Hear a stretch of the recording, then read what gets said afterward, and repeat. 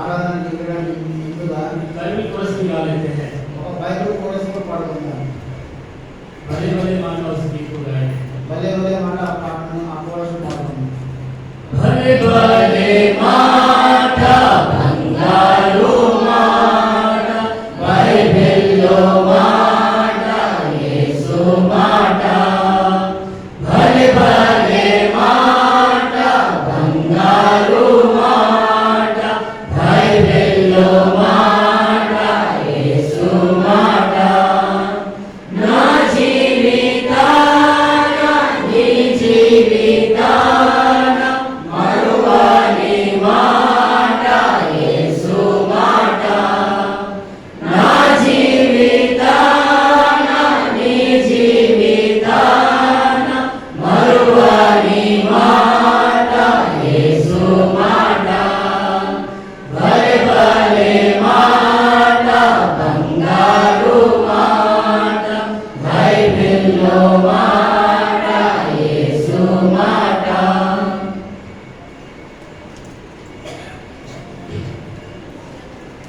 आराधना में जाने से पहले ఆరాధనకి ప్రవేశం ముందుగా शस्त्रों को हम देखेंगे, కొన్ని వర్షాలను చూసుకుంటా उसके अनुसार परमेश्वर की आराधना करेंगे। దాని అనుసారంగా దేవాది దేవుని ఆరాధన उससे చేసుకుంటాం। पहले गीत गाकर तय किया होगा దానికి ముందుగా నేను పాటలు పాడే అలసిపోయాను।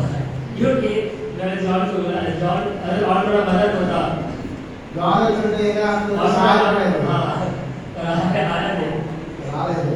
क्योंकि 3 जन हो गए तो अच्छा होता। आइए मत्ती रचित सुसमाचार మత్తయి సువార్త मत्ती रचित सुसमाचार మత్తయి 28वां సువార్త अध्याय మత్తయి సువార్త 28వ అధ్యాయం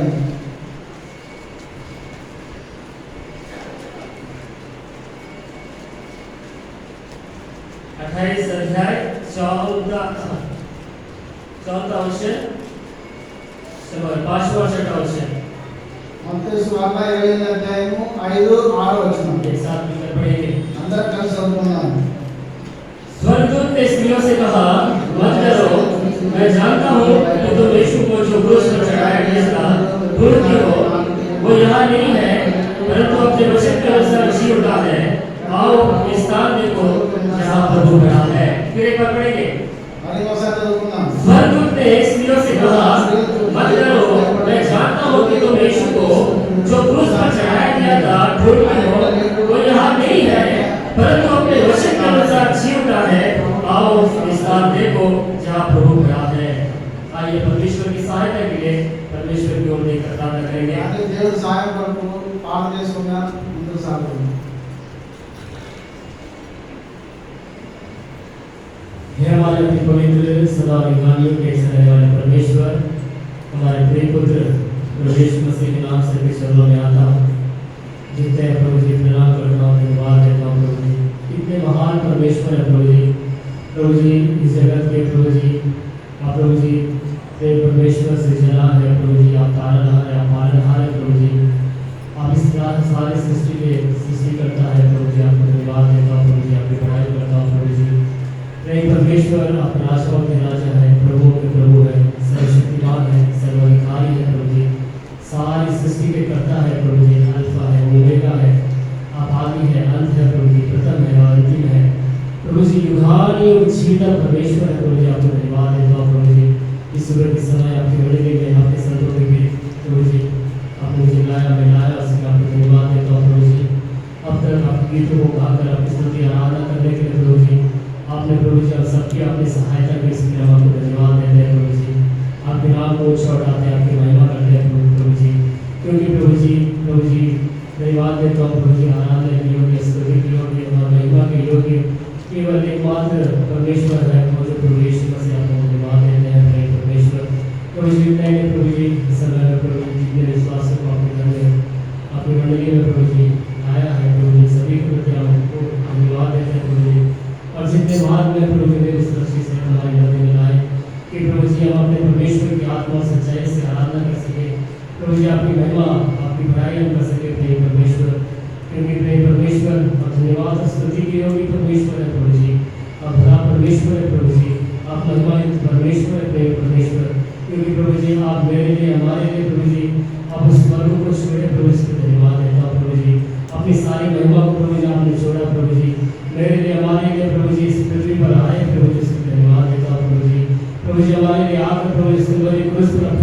में प्रभु से धन्यवाद देता हूँ प्रभु जी।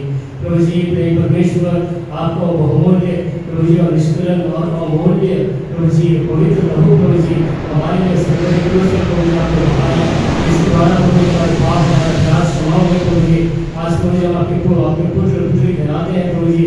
प्रभु जी आज अपनी मंडली में आपने हमें इकट्ठा किया प्रभु, इसके लिए हम आपको धन्यवाद देते हैं प्रभु जी कि हम अपने परमेश्वर को प्रभु जी किस रीति से प्रभु जी अपने परमेश्वर को भूल सके, उसको धन्यवाद दे सके, उसकी महिमा कर सके, उसकी आराधना कर सके प्रभु जी। इसके लिए धन्यवाद देते हैं प्रभु जी।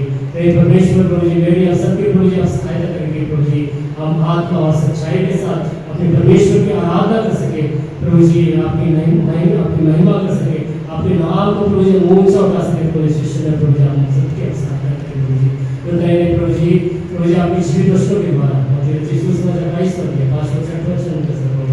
आप मुझसे हमसे बातें करें परमेश्वर। आपकी धीमी आवाज प्रभु जी सुनना चाहता हूँ प्रभु जी। जिस रीति से कहता है प्रभु जी आपका दास सुन रहा है प्रभु जी, मैं सुनना चाहता हूँ प्रेम परमेश्वर।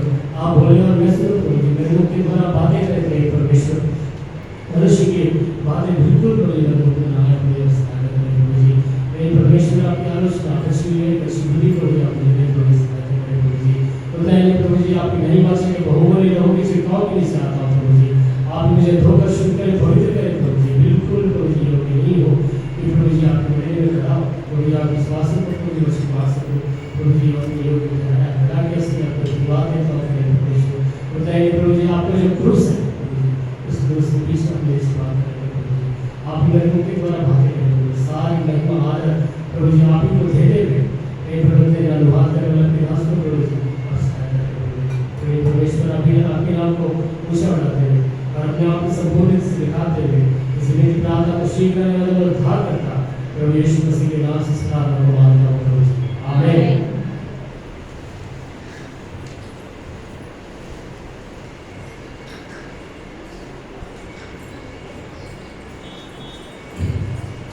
हम हर रविवार परमेश्वर की आराधना करने के लिए प्रभु के घर में आते हैं। మనం ప్రతి ఆదివారము దేవుని ఆరాధించడానికి దేవుని సంఘానికి వస్తున్నాము।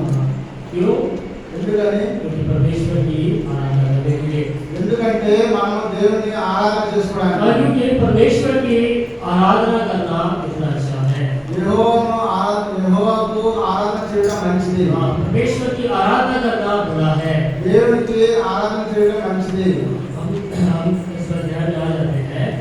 అధ్యాయానికి వస్తాము। मत्ती रचित सुसमाचार 28वां अध्याय, మత్తయి సువార్త 28వ అధ్యాయము 5वां और 6वां वचन, 5-6 वचनाలు। यहाँ पे एक बात हम देखते हैं। ఇక్కడ ఒక మాటను చూస్తున్నాము। यहाँ पे स्वर्गदूतों ने स्त्रियों से कहा मत डरो, मैं जानता हूँ कि तुम यीशु को जो क्रूस पर चढ़ाया गया था ढूंढती हो। ఇక్కడ దేవదూతలు వచ్చేసి అక్కడ స్త్రీలను చూసి మీరు భయపడకూడదు, సిలువ వేయబడిన యేసును మీరు వెతుకుతున్నారని నాకు తెలియను। यहाँ पे कुछ स्त्रियां हैं जो प्रभु यीशु मसीह को ढूंढ कर आई हैं। ఇక్కడ కొంతమంది స్త్రీలు ప్రభు యేసు క్రీస్తు వారిని చూడడానికి వచ్చున్నారు। ढूंढ कर कहाँ आई है? ఎదుర్కొని ఎక్కడికి వచ్చారు? और प्रभु यीशु मसीह के कब्र के पास आई है। ఇక్కడ ప్రభు యేసు క్రీస్తు వారి సమాధి దగ్గరికి వచ్చారు। जब वह स्त्रियां आई, అక్కడ స్త్రీలు వచ్చినప్పుడు वहाँ पे स्वर्गदूत वहाँ पे बैठे हुए हैं। అక్కడ దేవదూతలు అక్కడ ఉన్నారు। स्वर्गदूतों ने स्त्रियों से कहा, దేవదూతలు వచ్చేసి స్త్రీలను అడుగున్నారు, कहाँ है? చెప్తున్నారు मत डरो, భయపడకూడదు। मत डरो करके प्रभु यीशु मसीह स्वर्गदूतों से कहा। దేవదూతలు చెప్తున్నారు మీరు భయపడకూడదు। क्योंकि वो यहाँ नहीं है परंतु अपने वचन के अनुसार जी उठा है। ఎందుకంటే ఆయన ఇక్కడ లేడు, చెప్పినట్టే ఆయన లేచున్నాడు। मैं एक बात मैं कहना चाहता हूँ। నేను ఇక్కడ ఒక మాటను చెప్పాలనుకుంటున్నాను। यहाँ पे प्रभु यीशु मसीह के पुनरुत्थान के बारे में मैं कहना चाहता हूँ। ఇక్కడ ప్రభు యేసు క్రీస్తు వారి పునరుత్థానం గురించి చెప్పాలనుకుంటున్నాను। जब कभी प्रभु यीशु मसीह अपनी मृत्यु के बारे में बताता है, ప్రభు యేసు క్రీస్తు వారు తన మరణాన్ని గురించి చెప్పినప్పుడు तो पुनरुत्थान के बारे में प्रभु यीशु मसीह कहता है। పునరుత్థానం గురించి కూడా ప్రభు యేసు క్రీస్తు వారు और చెప్తున్నారు। यहाँ पे जो स्त्रियां जो आई है, ఇక్కడ స్త్రీలు వచ్చిన వారు प्रभु यीशु मसीह के मृत्यु के बारे में वे जानते थे। వారి యొక్క మరణం గురించి తెలుసు। जानते थे। వారి మరణం గురించి ఆయన మరణం గురించి తెలుసు। और प्रभु यीशु मसीह के पुनरुत्थान के बारे में समझ नहीं पाए। ప్రభు యేసు క్రీస్తు వారి పునరుత్థానం గురించి వారు అర్థం इसलिए చేసుకోలేకపోయారు। वो जो स्त्रियां हैं वो कब्र की ओर दौड़ कर आई है। అక్కడ స్త్రీలు అక్కడ పరిగెత్తుకొని వచ్చేసి ఆ సమాధి దగ్గరికి వచ్చున్నారు। आज भी कई लोग विश्वासी ऐसे हैं, చాలా మంది విశ్వాసులు అలా ఉన్నారు, ऐसे हैं, ఇలాగే ఉన్నారు।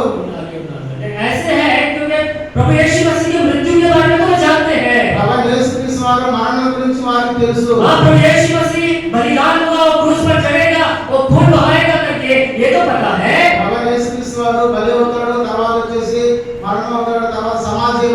తెలుసు. आप प्रभु यीशु मसीह जीवित होने के इस बात को आज तक लोग समझ नहीं पाए हैं, యేసుక్రీస్తు వారు తిరిగి పునరుద్ధానుడు అవుతారని అందరూ అర్థం क्योंकि చేసుకోలేకపోయారు. मंदिरों में वो जो स्त्रियां, वो जो चेले जो है समझ नहीं पाई, इसलिए वे कब्र के पास आई। అక్కడ వచ్చిన స్త్రీలు అక్కడ వచ్చేసి అక్కడ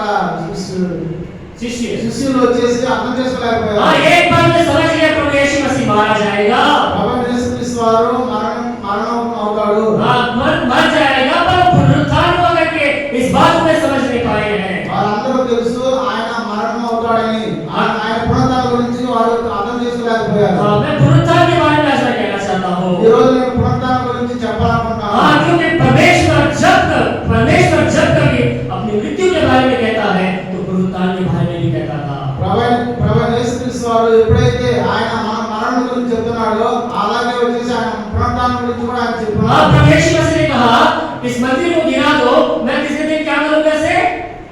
क्या करेगा? एक लारी मीठा, एक लारी बालू और एक लारी उन्होंने कहा नहीं, उन्होंने क्या कहा? ఆయన ఏం చెప్తున్నాడు? क्या कहा?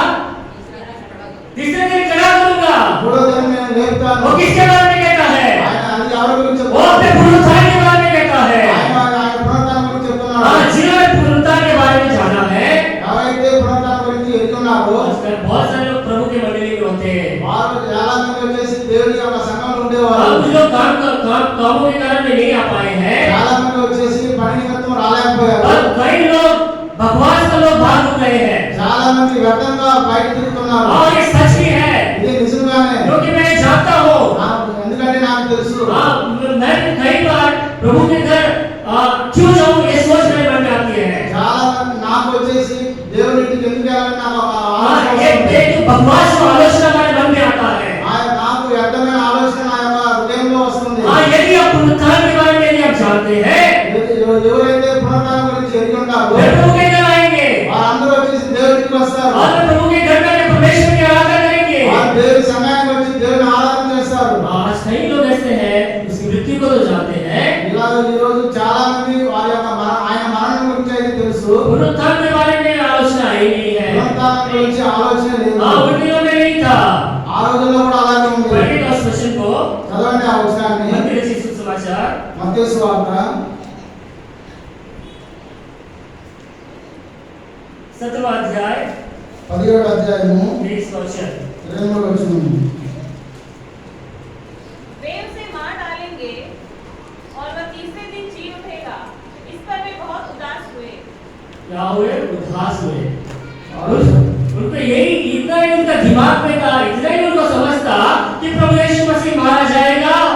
వారు ఆయన చంపుదురు, మూడవ దినమున ఆయన లేచినని వారితో చెప్పగా వారు బహుగా దుఃఖపడి हाँ, उनका दिमाग में इतना ही था कि प्रभु यीशु मसीह मारा जाएगा। వారి యొక్క హృదయ ఆలోచన వచ్చేసి దేవుడు ప్రభు యేసుక్రీస్తు వారు మరణిస్తాడు. पर प्रभु यीशु मसीह ने क्या कहा है? ప్రభు యేసుక్రీస్తు వారు ఏం చెప్తున్నాడు? मैं मारा डाला जाऊंगा, तीसरे दिन जी उठूंगा। నేను చంపబడతాను, మూడవ దినమున లేపబడతాను.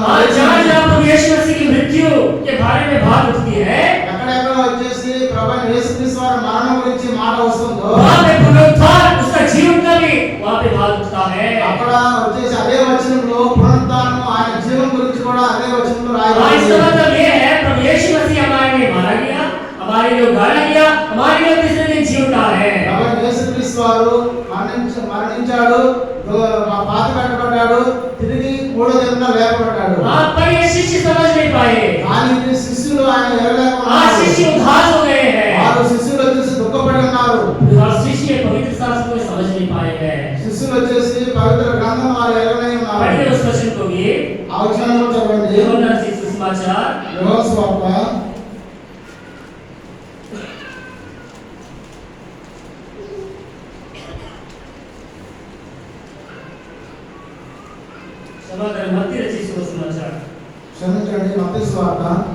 17वां अध्याय 17వ అధ్యాయము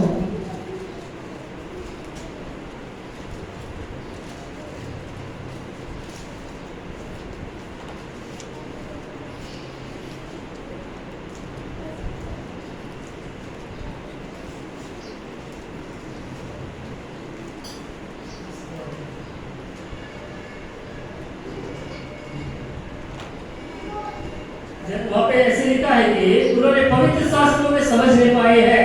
అక్కడ రాయబడి ఉంది వచ్చేసి వారు ధర్మశాస్త్రమును ఎరగని ఉన్నారు. क्षमा करें, यूहन्ना की सुसमाचार 19वां अध्याय యోహాను సువార్త 19 20वां वचन 20वां अध्याय 9वां वचन, क्षमा करें 20वां अध्याय 9वां वचन। 20వ అధ్యాయము 9వ వచనం. ఆయన మృతులలో నుండి లేచుట అగత్యమను లేఖనము వారింకను గ్రహింపలేదు. इनको वे पवित्र शास्त्र के भाग को समझे नहीं थे। వారు వచ్చేసి ధర్మశాస్త్రమును వారు ఎరగని ఉన్నారు. क्या क्या नहीं समझ पाए वे? వారు గ్రహింపనైనవి. क्या समझ नहीं पाए? प्रभु यीशु मसीह नहीं जी उठेगा। వారు ఏమి గ్రహింపలేదు. ప్రభువైన యేసుక్రీస్తు వారు తిరిగి లేవడు. हाँ, वही प्रभु यीशु मसीह जी उठेगा करके वे ग्रहण नहीं पाए, समझ नहीं पाए। వారు ప్రభువైన యేసుక్రీస్తు వారు పునరుత్థానుడుగా జీవంతో లేస్తాడని వారు గ్రహింపలేదు. हाँ, पवित्र शास्त्र की बात को वे समझे नहीं। వారు వచ్చేసి లేఖనం ప్రకారంగా వారు గ్రహింపలేదు. आज विश्वासी भी कई लोग ऐसे पवित्र शास्त्र की बातों को समझते नहीं है। ఈ రోజు ధర్మశాస్త్రం బట్టి వచ్చేసి చాలా మంది విశ్వాసులు గ్రహింపుగా ఉన్నారు. हाँ, प्रभु यीशु मसीह मारा गया, गाड़ा गया और तीसरे दिन जी उठा। ప్రభువైన యేసుక్రీస్తు వారు మరణం పొందాడు, పాతిపెట్టబడ్డాడు, తిరిగి జీవంతోటి లేపబడ్డాడు. इसके अनुसार దీని అనుసారంగా पवित्र शास्त्र के अनुसार ధర్మశాస్త్రం सारी అనుసారంగా उस वचन को भी ఆ వచనం కూడా చదువుదాం. पहला कोरिन्थियों की पत्री 1 కొరింథీయుల రాసిన 15वां अध्याय 10వ అధ్యాయము तीसरा और चौथा वचन। 3-4 వచనము. నాకు ఇయ్యబడిన ఉపదేశమును మొదట మీకు అప్పగించుకుని అదేమనగా లేఖనముల ప్రకారము క్రీస్తు మన పాపముల నిమిత్తం మృతి పొందును, సమాధి చేయబడును, లేఖనముల ప్రకారము మూడవ దినమున లేపబడును. किसके अनुसार वो मारा गया, गाड़ा गया, तीसरे दिन जीवित हुआ? దీని అనుసారంగా వచ్చేసి ఆయన మరణించాడు, పాతిపెట్టబడ్డాడు, తిరిగి పునరుత్థానుడయ్యాడు. पवित्र शास्त्र के अनुसार प्रभु यीशु मसीह मारा गया, गाड़ा गया और वो तीसरे दिन जी उठा। పవిత్ర యొక్క ధర్మశాస్త్రం ప్రకారంగా ఆయన మరణం పొందాడు, పాతిపెట్టబడ్డాడు, తిరిగి పునరుత్థానుడయ్యాడు. प्रभु यीशु मसीह के पुनरुत्थान होने के बाद हमें क्या मिला है? ప్రభువైన యేసుక్రీస్తు వారు పునరుత్థానం అవడం వల్ల మనకు ఏమి లాభము, ఏమి లభించింది? हाँ, क्या मिला है? మనకు ఏమి లభించింది? प्रभु यीशु मसीह के पुनरुत्थान होने के द्वारा हमें क्या मिला है? ప్రభువైన యేసుక్రీస్తు వారు పునరుత్థానం అవడం వల్ల మనకు ఏమి లభించింది? पढ़िए रोमियो की पत्री రోమీయులు 14 अध्याय రోమీయుల రాసిన పత్రిక 4వ అధ్యాయము 24 और 25 वचन। 24-27. पढ़िए जल्दी మన जल्दी। ప్రభువైన యేసును మృతుల్లో నుండి లేపిన వానియందు విశ్వాసం ఉంచిన మనకును ఎంచబడినని మన నిమిత్తము కూడా రాయబడెను. ఆయన మన అపరాధముల నిమిత్తము అప్పగింపబడి మన నీతిమంతునిగా తీర్చబడటకై లేపబడెను. देखिए वो हमारे अपराधों के लिए पकड़वाया गया। ఆయన మా ప్రభువైన యేసుక్రీస్తు వారు మృతుల్లో నుండి లేపబడిన యందు విశ్వాసంతో మనకు ఎంచబడిన మన నిమిత్తము రాయబడెను.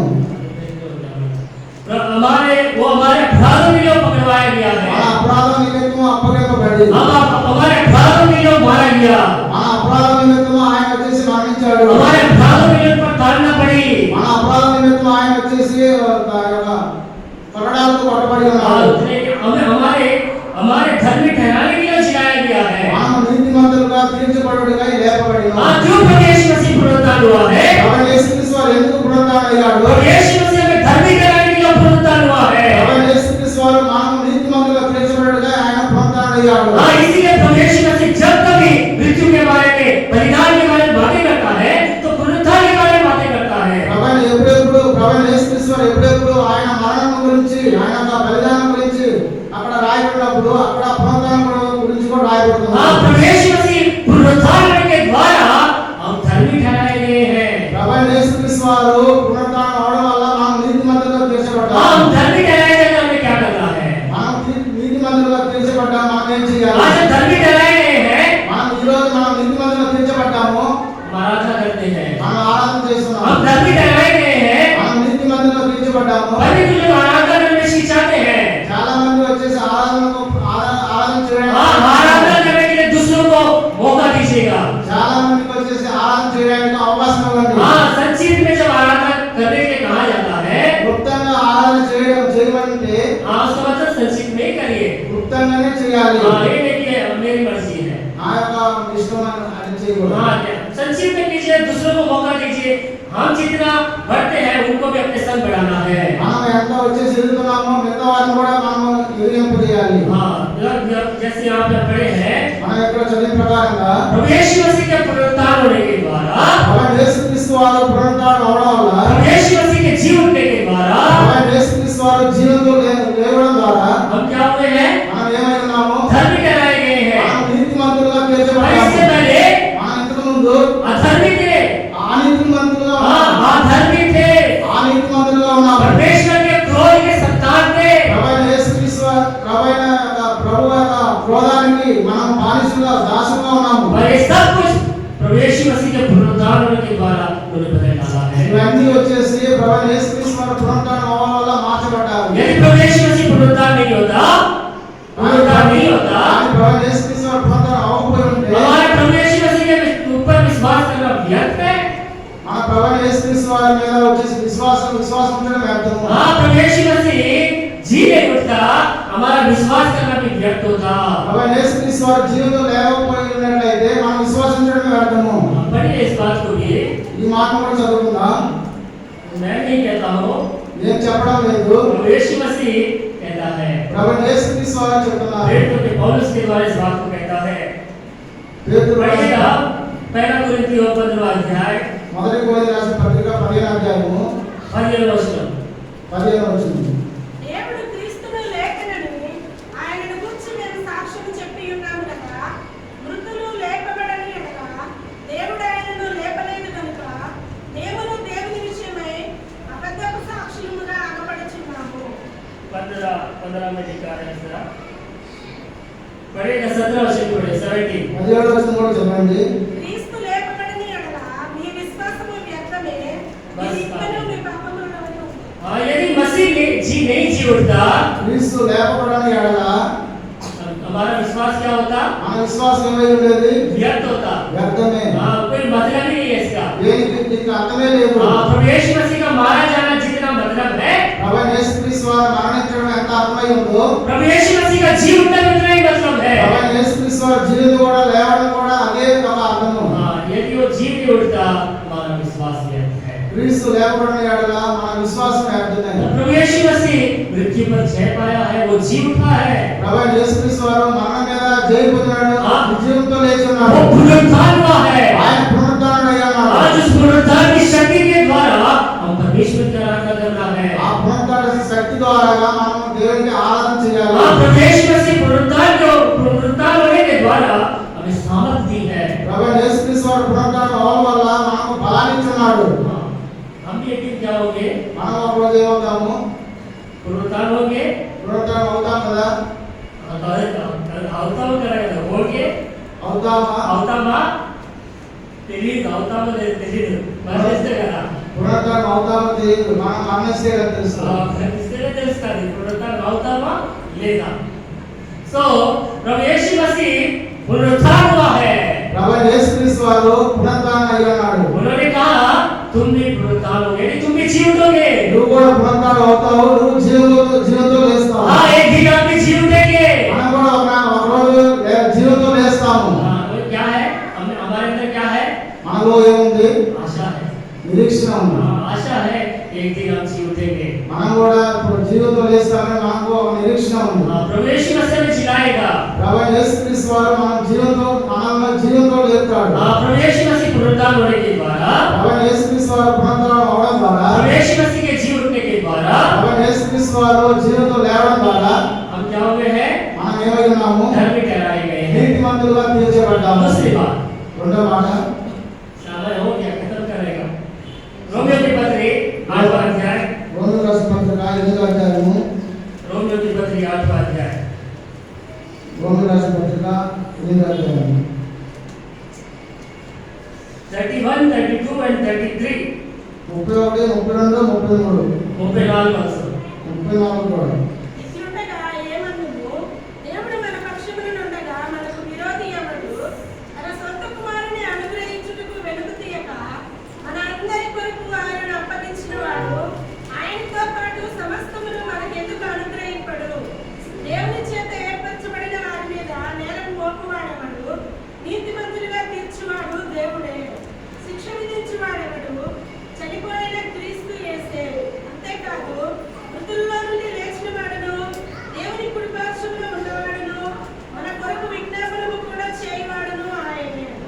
परमेश्वर के चुने हुए पर दोष को लगाएगा।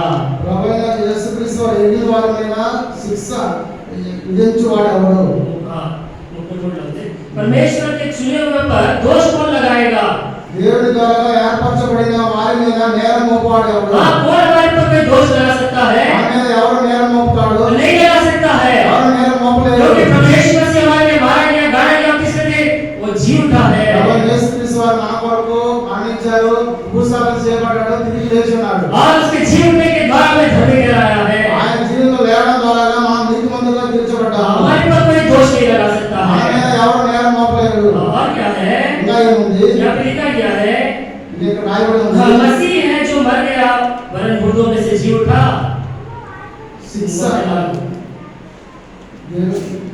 నీతిమంతులను తీర్చువాడు దేవుడే, శిక్ష విధించువాడు ఎవడు? చనిపోయిన క్రీస్తు యేసే.